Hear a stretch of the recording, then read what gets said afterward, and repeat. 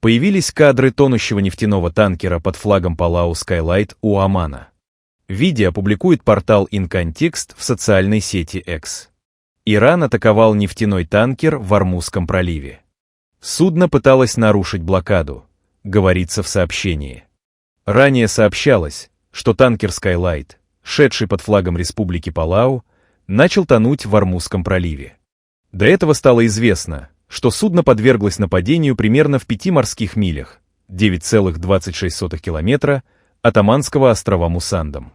До этого в Иране член Совета по определению политической целесообразности принимаемых решений Мохсен Резаи объявил о закрытии доступа американским кораблям в Персидский залив.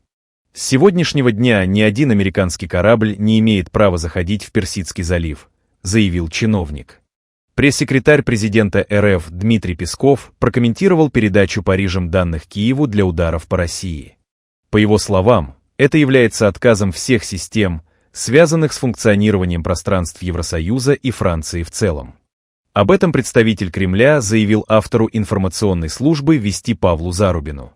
Пресс-секретарь президента сообщил, что французская сторона официально заявила, что предоставляет украинцам координаты и разведданные для нанесения ударов вглубь России.